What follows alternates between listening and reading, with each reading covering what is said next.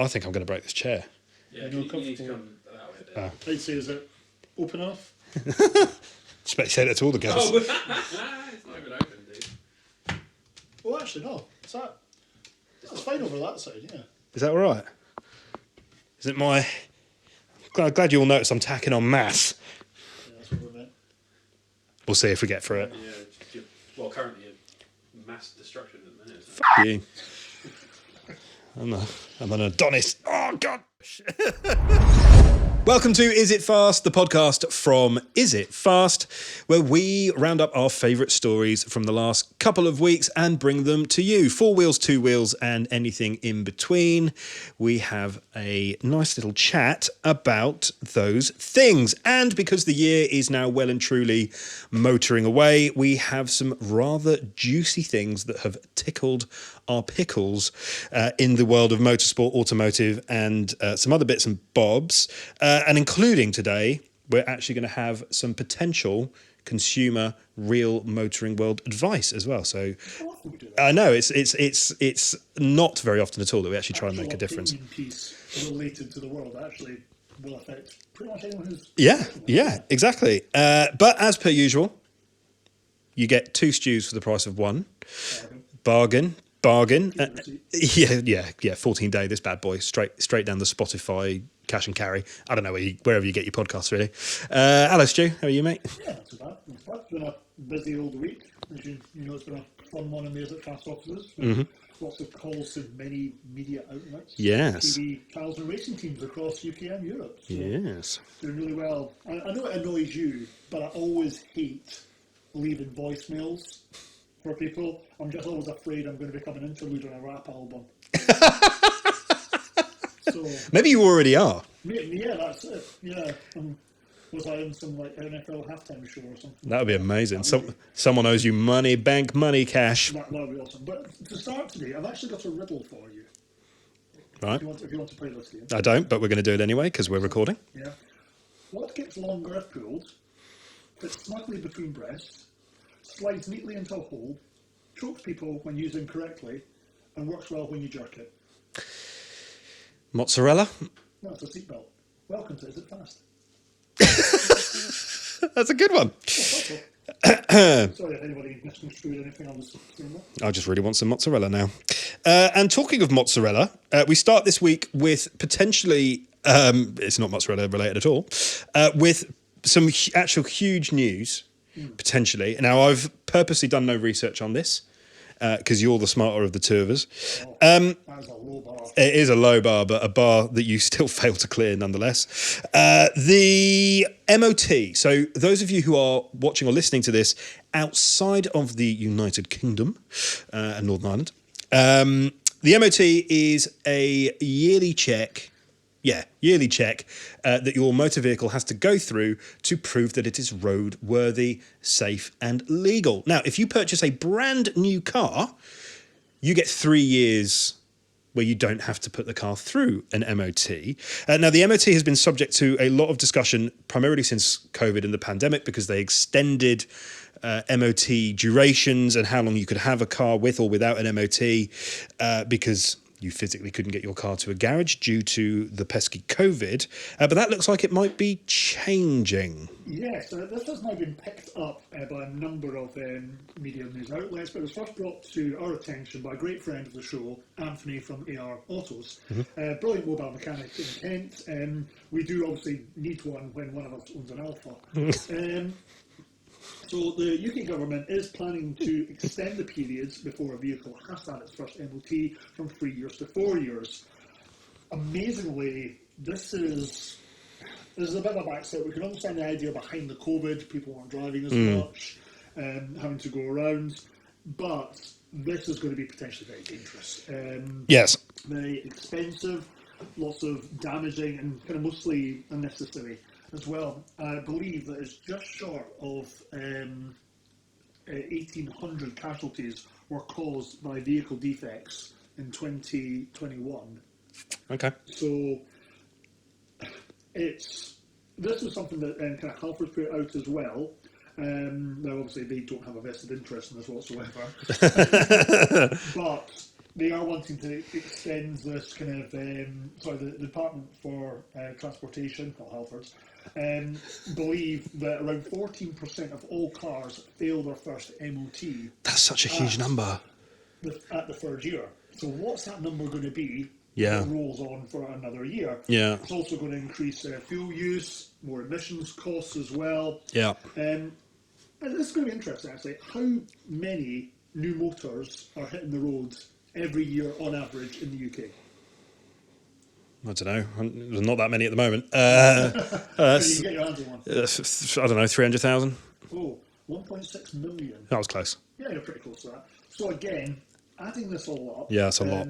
What I will probably say is, and this is part of the big argument for Department of Transportation, is that with vehicle technology, cars are obviously a lot smarter now, they're a lot better, and MOTs were first brought into place in 1960. So we can say that there has been a lot of movements, Yeah. a lot of change since these kind of first came in. And it would actually bring us in line with many European countries. I believe that France, Italy, Spain, Portugal, this is already common practice. Brexit.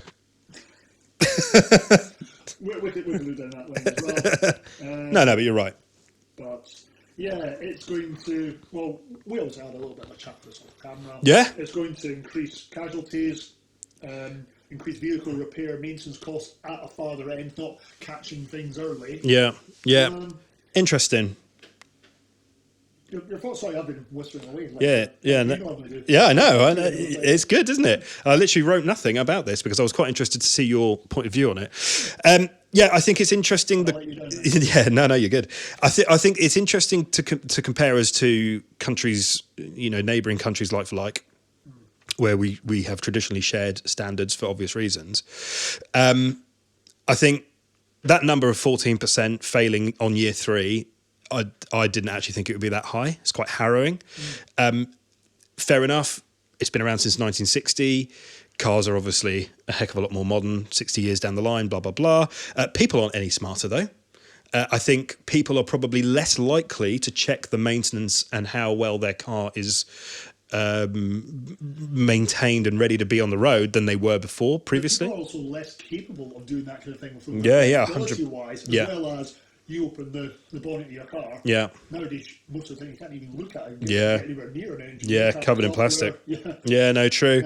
Yeah, I think it's a bad thing, only because it's, anything with the MOT, it forces owners to at least go and visit a garage. I mean, an MOT is a maximum £54.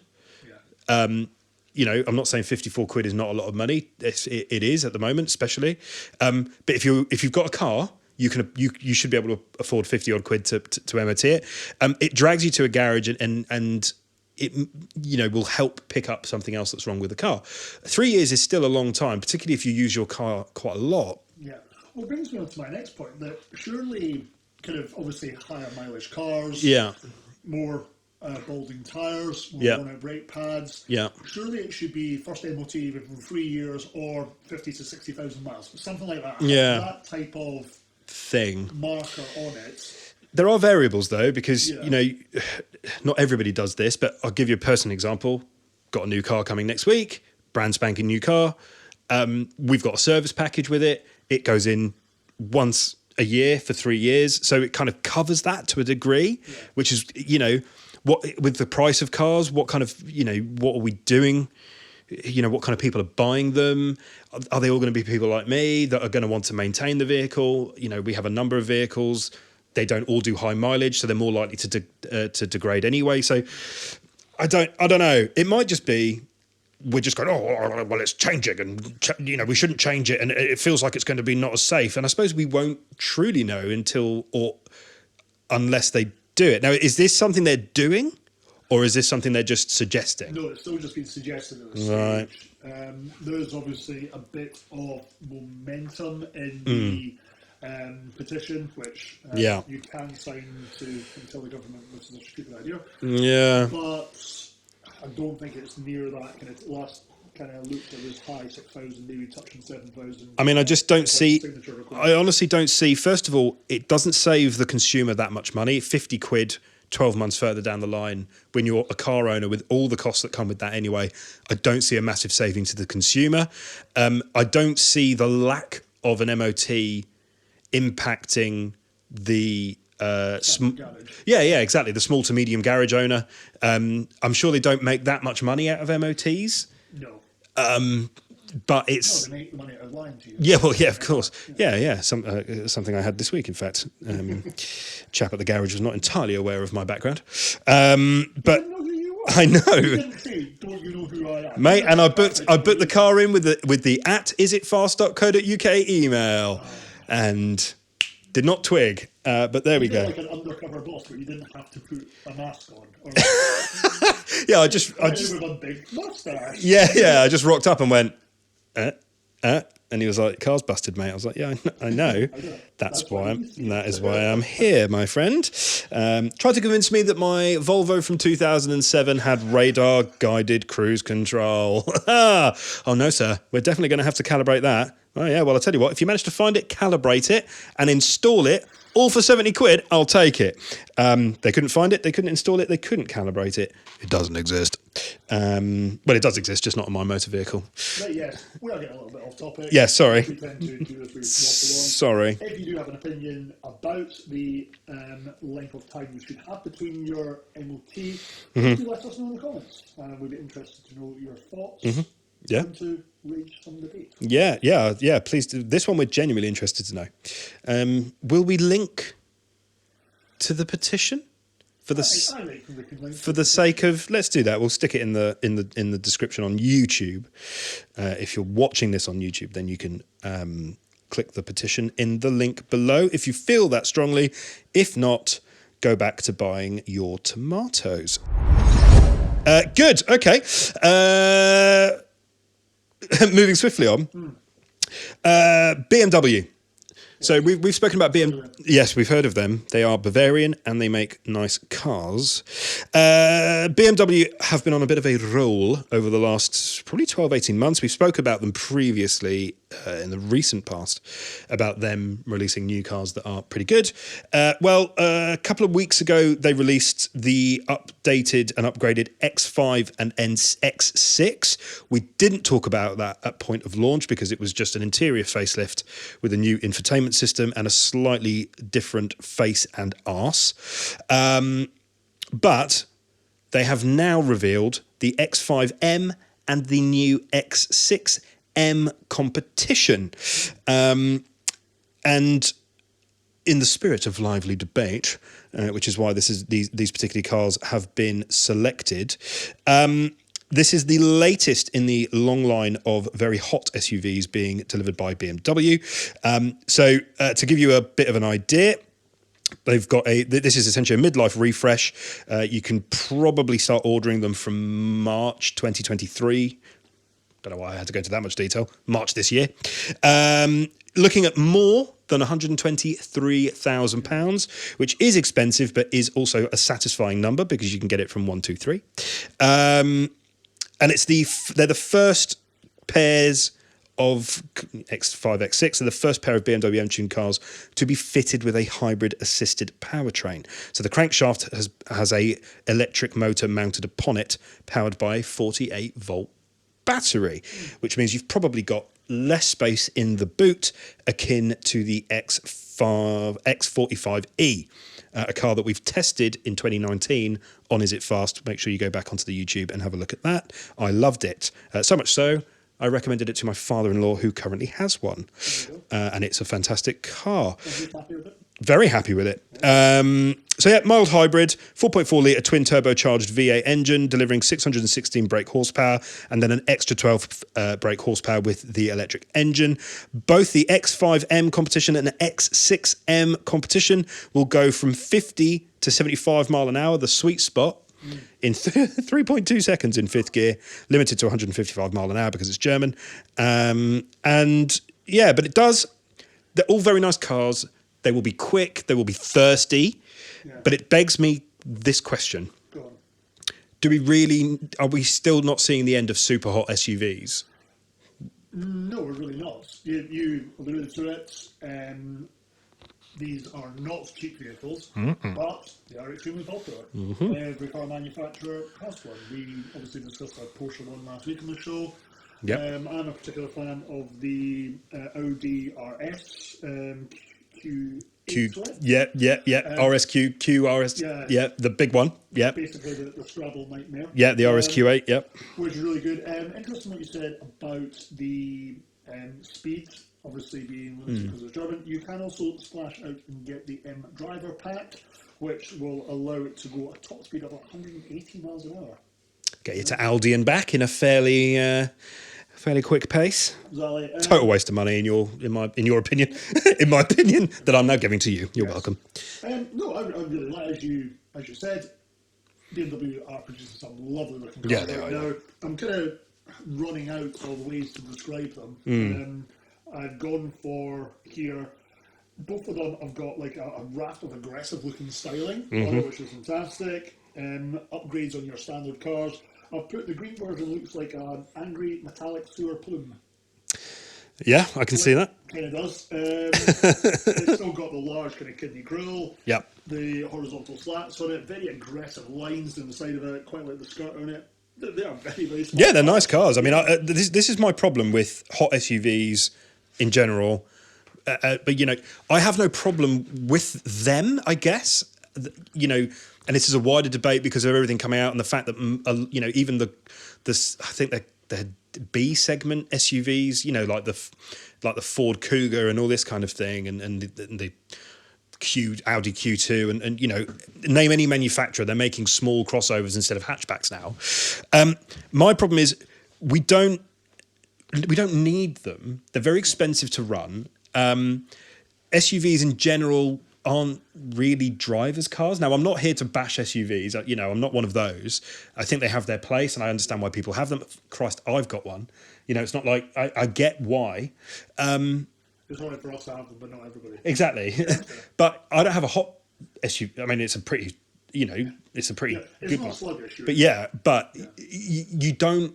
If you're looking for something that's going to be deserving of those driving dynamics, you're probably better off going for a hot wagon. Simple. For less money, just as capable, and you get all of it in one package. So I think that's my problem with the announcement of another X5M, and it was always coming, and an X6M, it was always coming.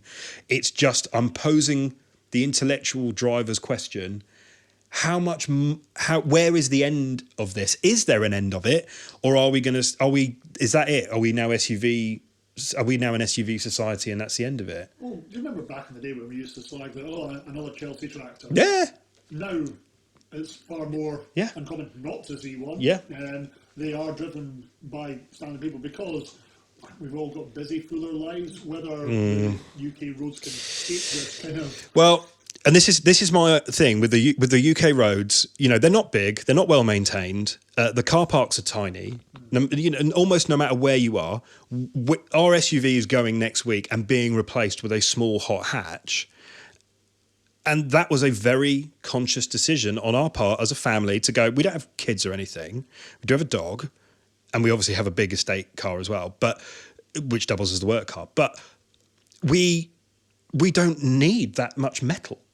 It's cool, and of course it's a status symbol, and I enjoy it as a driver, as does the other half. But we don't need that much metal. We live in a city centre. We park in city centre car parks. We don't need that much metal. So we feel very smug and responsible because we've gone, it's time to change the car. Let's not get an SUV, even though we probably do want one. So we've gone the other way. Higher up off the road as well, which I think is a big... Yes, I do like that. Yeah. I do like that. My missus likes that. That's because she is teeny tiny, and it makes her feel big and strong. But we're not doing it. So I guess I wonder where other people are in that potential driver intellectual journey. So please do let us know. And obviously let us know what you think of the new X5M and X6M competition. Yeah. Any more to add on that, my dear boy? I have some notes on what I looked on the inside, but it's no real point to be there. Do you know what the sound is? Wrong. It is a Bentley W12 engine. And that is our next feature. We're talking about the end of the famous Bentley W12 engine. So We don't often talk about just engines on Is It Fast because most of them have got cars attached to them, and also this might be a bit of a secret. We don't know that much about engines. Oh God, no. Do not know a lot about engines, but I do. Look at what it's called. Right, that's an engine. Yeah, exactly. Yeah, that's got Pistons. pistons, and that's a good one, isn't it? My favourite engine related kind of thing is head gasket. Because as the owner of an MG ZR, as was, with a K Series Rover engine, that was the thing that used to pop the most, and mine did. Anyway, but as a non-engine aficionado, the W12 engine that was fitted to Bentley Continentals from like 2003 or whatever, that was a seminal moment for me as a car enthusiast. I always thought, W12? There are V12s and V10s and V6s and V8s and what have you. W12. And then as part of this journey, I've been lucky enough to drive several Bentleys, some equipped with a W12, some not. And there is something inherently special about the sound and the way that that W12 engine delivers its power. But not unsurprisingly, given the world that we live in and the pace of change, the W12 engine will cease to be from April 2024. After the ultra limited edition Bentley Batua comes out, and that'll be it. So it's all to accelerate Bentley to its end goal of being fully electrified by 2030, which is ambitious. Electrification. Shocking. So Bentley will focus its efforts on its V8 and V6 hybrid lineup and convert its W12 production line to an expanded area for these powertrains. They'll get in the old stuff out and they're going to just put a couple there for V6s. And that's that. Yeah. I don't know how you feel about it. Probably less sentimental, but you never know. Bye bye Bentley, Bentley goodbye. Oh, you didn't have that. I wasn't going to. The next your legs. We do. They are giving it a brilliant send off, putting it in the Batua. Yeah. Only 18 going to be available. Yep. Coming in at how much? 1.2 mil. You're after a bargain. 1.8. I didn't carry the tax over. Yeah, but 200 miles an hour. We'll have the 6 litre W12 petrol engine, which is, and I've got this is amazing, it is 740 horsepower, or equivalent to 7 Ford Fiestas. That's a great comparison. That's an amazing stat I found that, which I thought was brilliant. There you go. Yeah, there'll be a lot of Bentley and Volkswagen service centres crying about the loss of revenue here. But they are going to retrain and redeploy the 30 employees that are assembling these engines, which is very cool. But it is the way the world's going. Yeah. I mean, obviously. I'm Yeah. I mean, I'm not a Bentley owner. Highly unlikely to own a Bentley, even though I could get a Conti for about 15 grand now, with all its gremlins, and I've considered it. But the W12 engine was just one of those things that was quite special, and I'm not upset about it. At all. It's just, that was a thing. I remember it being a thing, and now it's not going to be a thing. It's, just reminding me of my own mortality, I think, more than anything. But that is the end of that. But do tell us, have you experienced a W12 engine? I was in a Bentley last week with a W12 engine, actually. There you go. I was in a Bentayga, not mine. I don't have one. we need to talk about our pay structure. Yeah, I know. Yeah, sorry, apologies. Well, it's quite a quick conversation. You can't have one. I spent it all on a Bentley. Can I get a goal? No.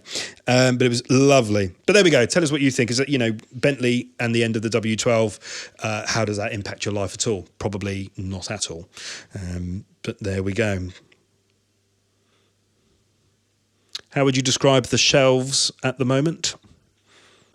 Bare. Rather Spartan. Even right in front of me. It's been a long old day. Yeah. So this is the news from right down under. We love a bit of news from Australia, where they are tying down kangaroos like it's sport, mate. Although I automatically go into Eddie Jones, mate. Got to kick the ball, mate. A new road legal race car is going for sale. Is going to go for on sale, I should say, in the United Kingdom. It's called simply the Spartan. So, gonna run around booting people into wells. So it is an all-new open-top track day car.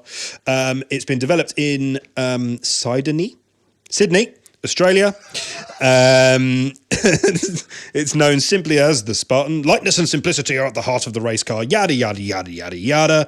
The usual nonsense from a track-only sports car company, because lightness, speed, and simplicity are inherent to a speedy car's DNA.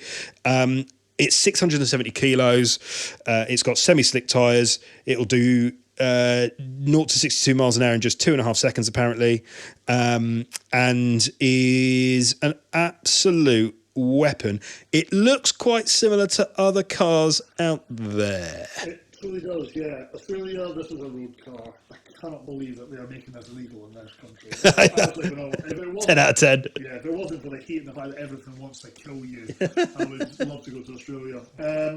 Yeah, it really does look very much like the carbon fibre bodyworks of the old Can-Ams that you used to get in like the 60s. Looks a lot like a Lotus 3. It looks a lot like a Lotus 3. It looks a lot like a Radical. Yeah. I suppose they're all kind of similar style things. Top speed? Oh, I've got it written down, but I don't know. It'll be in the region of 140 to 190. Yeah. It'll be a speed. Yeah, 155, the right thing. It's a lot with no roof and that low to the ground. Yeah, it will be available in the UK. It's a sole importer at a Surrey-based firm called Le Mans Coupes. Coupes? Do I know them? Or No. so maybe. No. And the starting price is £126,000. Quite dear. Fair enough. Coming to a track day near you. Yeah, I mean, what will happen is they're going to try and take... This is just me thinking. They are going to try and... I bet they do a one-make series, racing series, and you can just enter your car into that. But, you know, if you like zipping around in something that's basically a racing car, seems like a good option. I don't know how much a Radical is, because that would be where I pitch it. So if a Radical's slightly cheaper, go for the Radical, I guess. But, you know, interesting. There you go. Tell us what you think. The 400 brake horsepower, I mean, slipper. It's quite small and pretty light. So there you go. News now from the world of top-level domestic British motorsport. So much news. So if you are a follower of Visit Fast, you will know that we work and report on the... You'll know we work. Yeah. Wait a minute.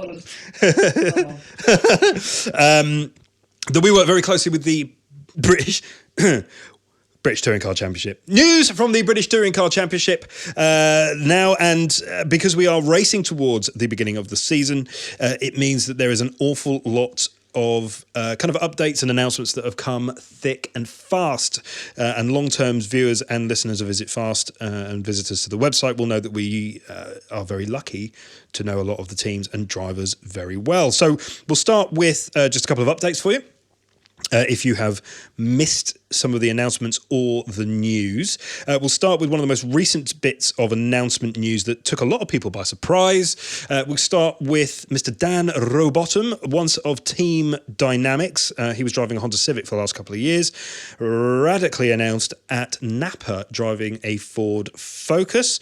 I won't share with you the intimate details of the text message correspondence that we had with each other, but needless to say, he is really excited. He is one happy chappy. Fucking full send is exactly what he said to me. Alex, if you beep that, please, that would be lovely. But yeah, great. You know, Dan's a quick guy and he's in a quick car, so fair play. Great deal for him, I think, personally. Laser Tools Racing. So Laser Tools announced that they were leaving the British Touring Car Championship at the end of 2022. They have done a full about turn and they have now coupled with MB Motorsport. Mr. Jake Hill will be racing their BMW 330e.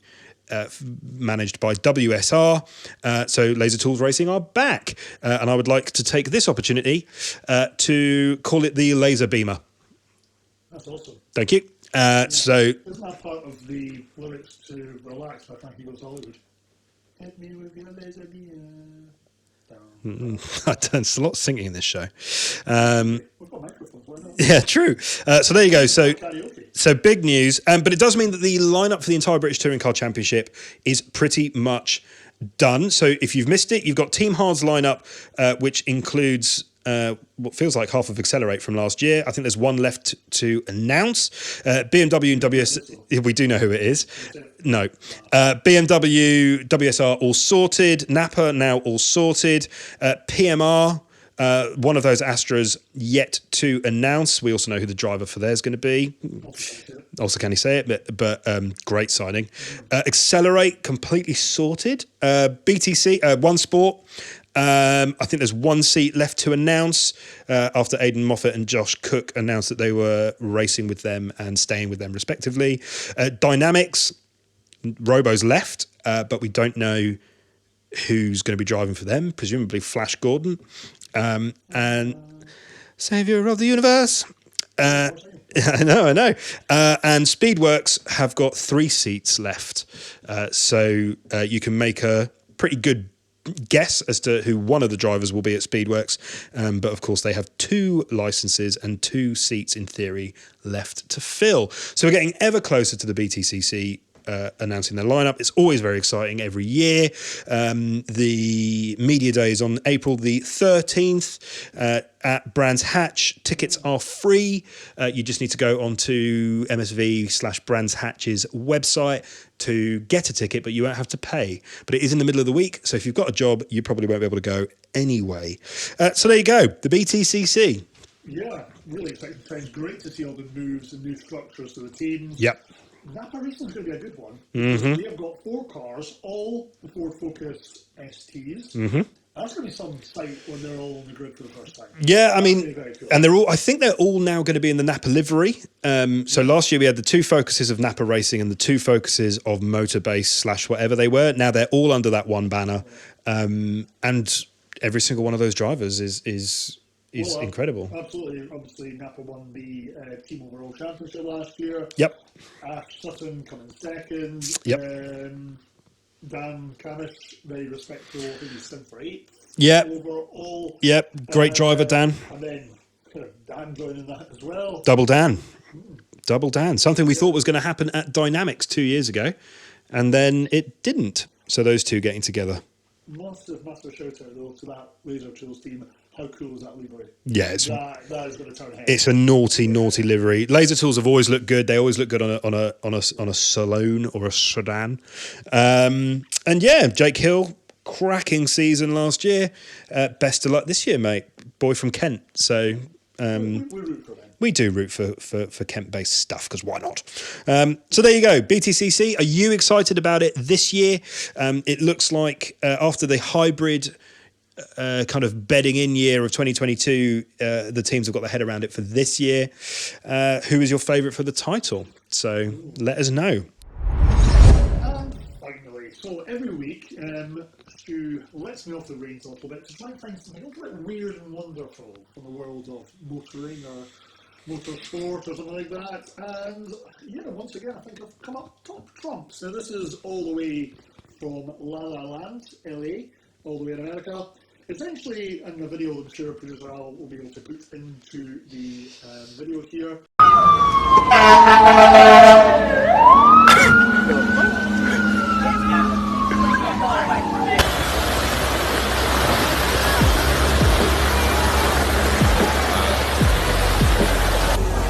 Is a man in a grey suit crashes a car into a fire hydrant and then runs away, holding a laptop. Kind of gives away most of it. So this guy, who basically looks like he's on territorial army basic manoeuvres for the weekend, crashes his Toyota Corolla into a fire hydrant, causing a massive geyser, and frantically sprints away from the scene, holding the world's oldest looking laptop. What a strange setup. We tried to get to the bottom of the Yang Finleys that we're doing Is It Fast, but it's really not clear what's going on here. There's no real logical explanation. It looks like one of my fever dreams. Yeah, that's kind of it. It's Real life Grand Theft Auto. yeah. 100%, it does look like that. It looks like the guy's kind of still wearing his VR mask and he just doesn't know what's reality anymore. I don't get what's happened here. Does anybody get what's happened? Well, nobody knows what's happened here. This is why this has been filmed. And there's a police helicopter at the end, which makes it even better. Considering, like... I want to see his face, hold on. We should probably tell them that when you're wearing the... kind of what you're wearing, the art of camouflage is kind of lost when you're not actually surrounded by, like, you're not in the woods, mate. You're not getting away with this one. And especially when he's running away holding what looks like a £20 2005 Dell laptop. I mean, that thing's like running away with a paving slab. It's so weird. It really is. I mean, he looks more surprised. He looks as surprised about his situation as we do. He's kind of running around going, "Oh my God, Yeah. I'm running around a car park in a ghillie suit and a thingy."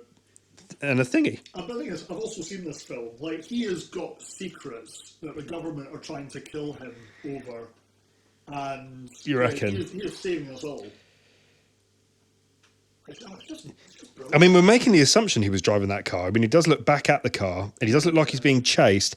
Could he, this is a bit as a theory, could he be a raging drug addict? It's only possible they tend to wear less clothes when they're having their Their moments. But How bloody odd. like, we will try and keep you posted if we ever do come up with a conclusion on this one. But He's proper like, "Oh my God." it causes a lot of havoc. Yeah, that's quite a lot of water, isn't it? And there's nobody filming this at the start. Have you seen what it's called? Have you seen what it's called? Sasquatch hits fire hydrant.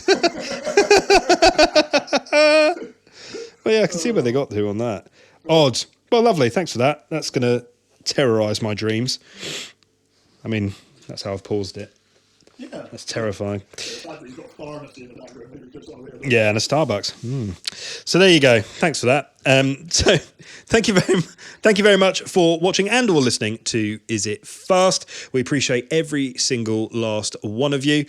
Remember, if you want to get more of what we do, or certainly, or at least stay up to date with all the latest pods, you can subscribe to us on your favourite podcasting service, although we do recommend Spotify.